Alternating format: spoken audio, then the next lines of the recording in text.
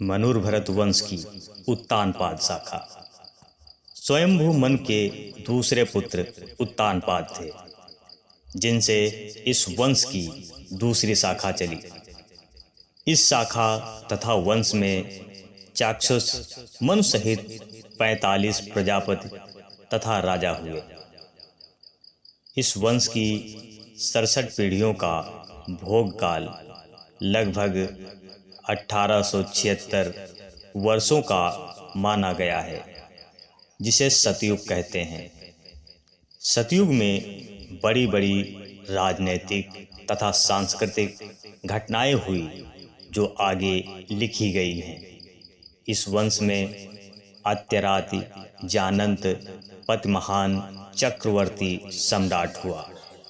इनकी राज्य सीमा पश्चिम में आर्धपुर व आर्ध सागर एवं युवन सागर तक फैली थी।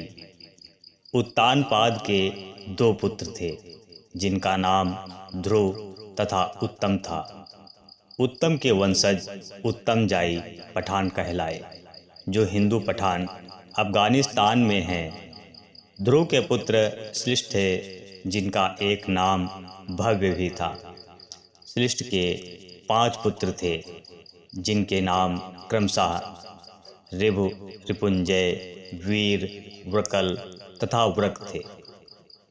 प्रजापति ऋभु स्वयंभू मनु से 5वीं पीढ़ी में उत्पन्न हुए। ऋभु के बाद लगभग 30 पीढ़ी तक ऐसा लगता है कि इस वंश में कोई प्रभावशाली व्यक्ति नहीं पैदा हुआ, क्योंकि उनके नामों का स्पष्ट रूप से पता नहीं चलता। इन नामों में कहीं कुछ और कहीं कुछ नाम प्राप्त होते हैं, जिनको प्रमाणित करने में कहीं कहीं कल्पना का सहारा लेना पड़ सकता है। इसलिए इस बीच के नाम छोड़ दिए हैं। ऋभु को 30 पीढ़ी बाद अर्थात स्वयंभू मनु से 36वीं पीढ़ी में चाक्षुष मन हुए, जिनसे नाम के चाक्षुष मनवंतर काल की गणना होती है। चाक्षुष मन के 6 पुत्र बड़े प्रतापी हुए। इनकी यश पताका उस समय से लेकर अब तक विश्व में फहरा रही है। चाक्षुष मन के 4 पुत्रों के नाम क्रमशः अत्यराति, जानंत, पति, अभिमन्यु, उर, पुर, तपोरथ और सुद्युम्न थे, जिनका अलग अलग विवरण इस प्रकार है। अत्यारति चाक्षुष मन का ज्येष्ठ पुत्र था। यह चक्रवर्ती सम्राट था। इसकी राज्य सीमा पश्चिम से आर्धपुर व आर्ध सागर एवं युवन सागर यूनान तक फैली हुई थी। पासिया का पूर्वी भाग, जिसे अब सत्यगिरि कहा जाता है, उस समय सत्यलोक के नाम से विख्यात था। उसी के पास सुमेरु के निकट वैकुंठ धाम था। यह वही वैकुंठ था जिसका वर्णन पुरातन ग्रंथों में रूपक के साथ भरा पड़ा है। यही वैकुंठ नामक नगर सम्राट अत्यारत की राजधानी थी। देवामन एलर्ज पर प्राचीन वैकुंठ धाम आजकल इरानियन पैराडाइज के नाम से प्रसिद्ध है। इसका पूर्ण विवरण जानने के लिए देखें पासिया का इतिहास भाग प्रथम। अत्यारात का नाम संभवतः अरात भी था। इन्हीं अत्यारात या अरात के वंशजों से अरात्र जात बनी, जो उस प्रदेश में अब भी बड़ी संख्या में पाई जाती है। यह अरात जाति अब इस्लाम धर्म ग्रहण कर लिया है।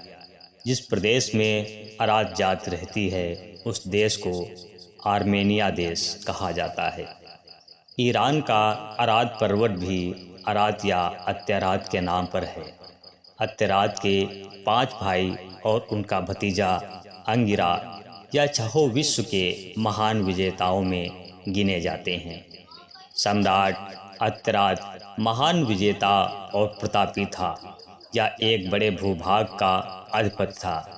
इन महान विशेषताओं के कारण इसे जानंदपद की उपाधि मिली थी। अत्यराज इस वंश की 37वीं पीढ़ी का पुरुष था। अभिमन्यु चाक्षुष मनु का द्वितीय पुत्र था। यह अत्यराज से छोटा और उर से ज्येष्ठ था। यह अभिमन्यु की अत्यराज जाननपद की तरह महान योद्धा तथा विजेता था।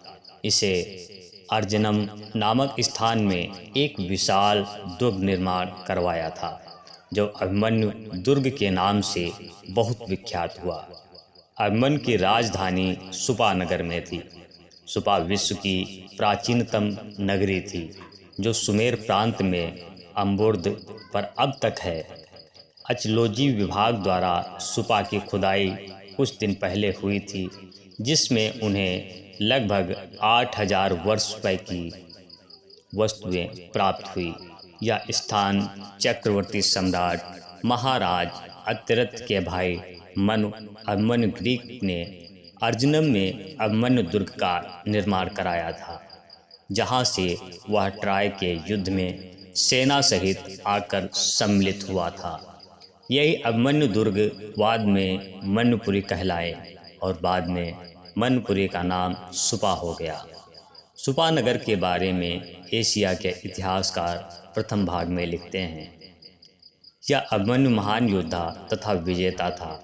ट्राय के युद्ध में इसकी वीरता का वर्णन ओडेसी ने बड़े महत्वपूर्ण शब्दों में किया है।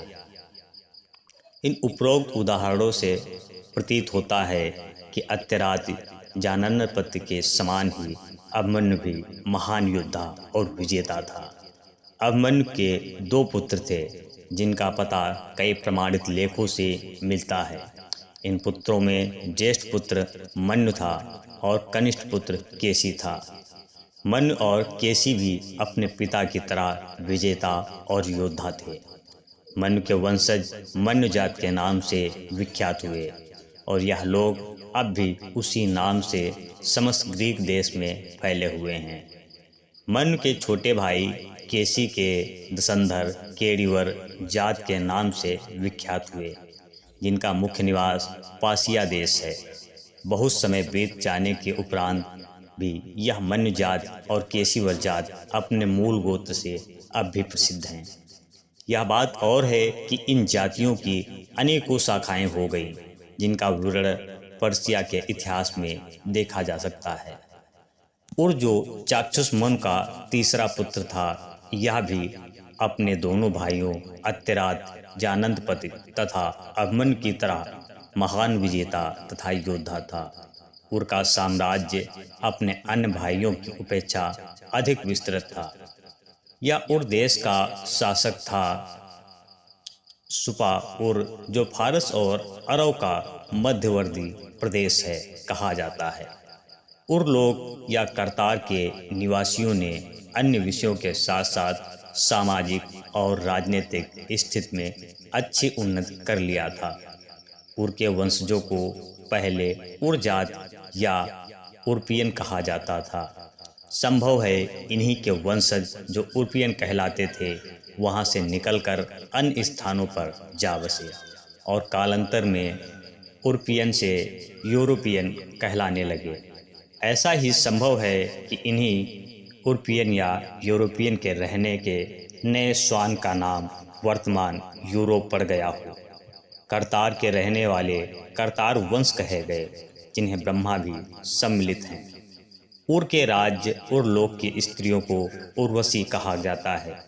चंद्रवंशी बुद्ध के पुत्र पुरुरवा का ब्याह उर्वशी से हुआ था, जो कुछ दिन बाद पुरुरवा को छोड़कर उर देश चली गई थी। इंद्र की सभा में अनेकों उर्वशी नर्तकियां थीं, जिनका वर्णन पुरातन लेखों में भरा पड़ा है। कौरवों पांडवों के मामा शल्य उर देश का था। जब कर्ण महाभारत युद्ध में सेनापति बना तो उसने शल्य को अपना सारथी बनाना चाहा।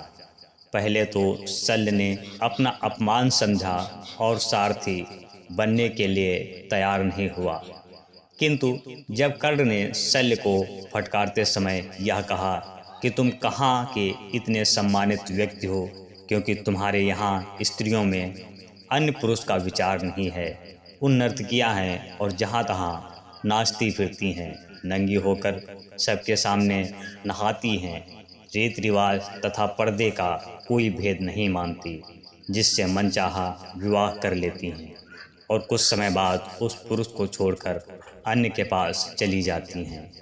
तो ऐसे देश के निवासी तुम कहाँ के सम्माननीय हो, जो सारथी बनने में अपना अपमान समझ रहे हो।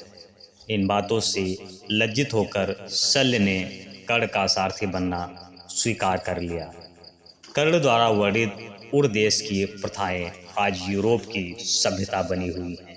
अतः यह मानना पड़ता है कि उर के वंशजों की सभ्यता तथा संस्कृति का प्रभाव आज भी यूरोप और यूरोपियन में पाई जाती हैं।